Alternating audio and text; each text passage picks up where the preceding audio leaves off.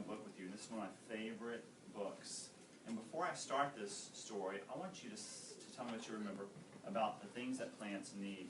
We talked about 5 things that plants need. What do plants need? Water. I want you to tell me the letters of the word. We remembered P-L-A-N-T-S. What was the P? Just tell me.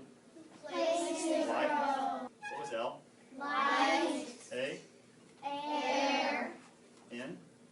Nutrients. T? Thirst. They need water. And S was what? Soil. They need soil or some other kind of thing to be able to grow into, some dirt or soil. We've got a story today that focuses more on the place to grow.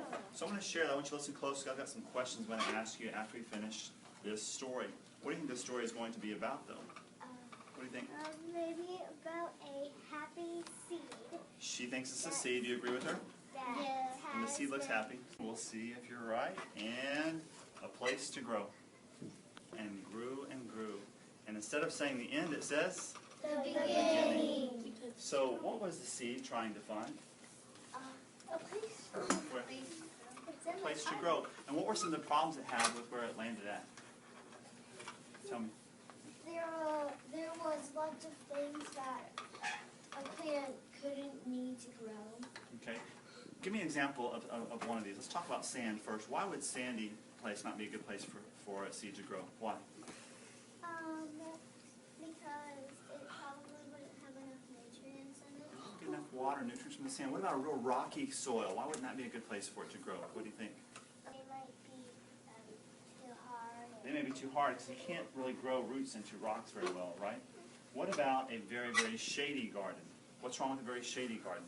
It needs sunlight. It needs sunlight to be able to create energy, to be able to get energy from the sun. Tell me about the area. What do you remember from the place in the book where the seed finally was able to grow? Where it finally was able to get roots into the soil? Describe that place to me. What do you think?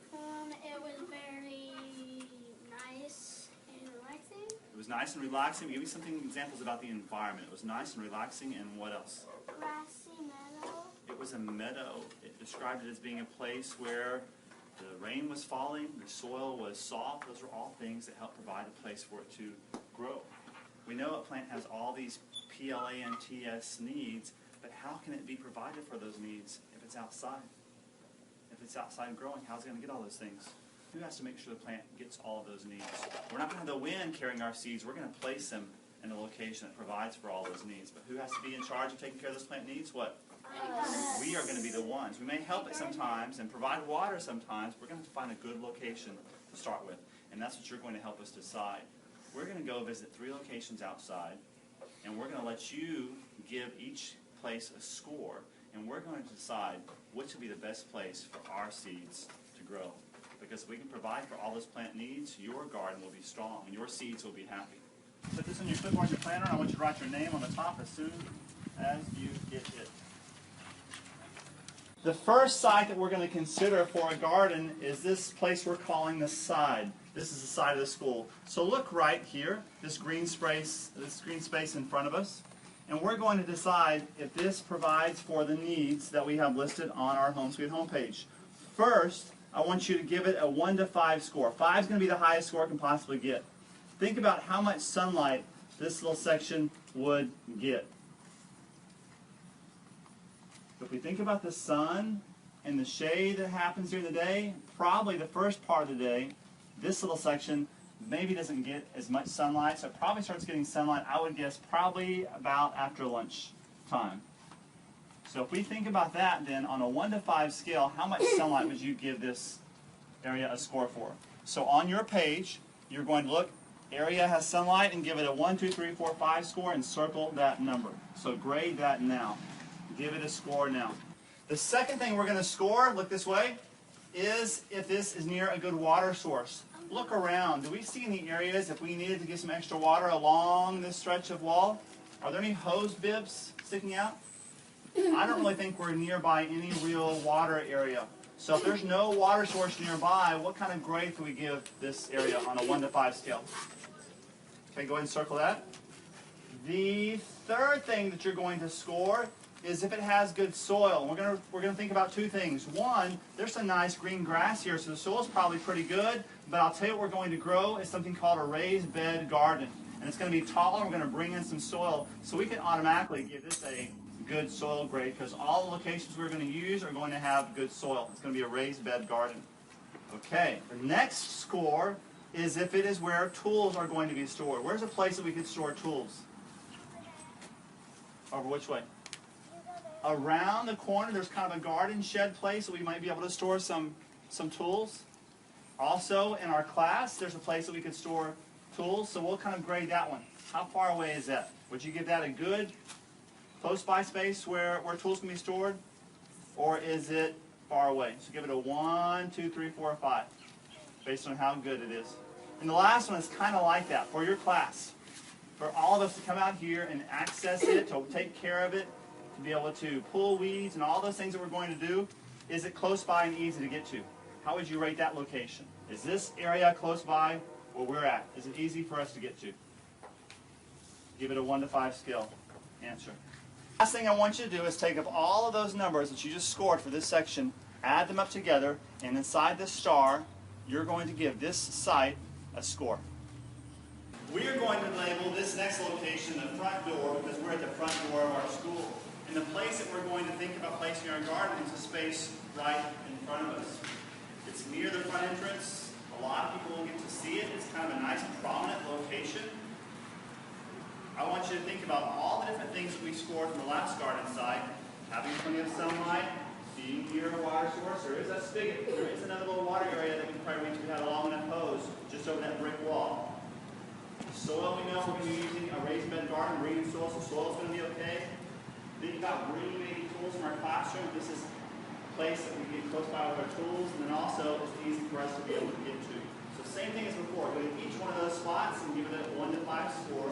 Once you've got each one of those circled, give me the sum and the star. I want to see what this location's score is. This last location, we're calling it the courtyard. We're calling this a courtyard because it's a courtyard space. And the place we're thinking about growing this garden, this location, would be in between that area, that metal grate, and the other one.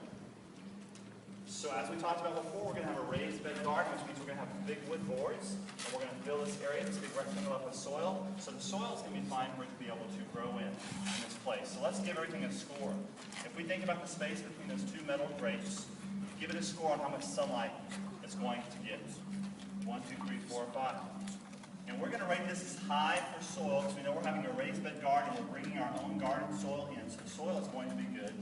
But the last two locations deal with how close it is to where we can access our tools and where we're going to be to come to the garden. So how close is our classroom from here? Well, it's right there.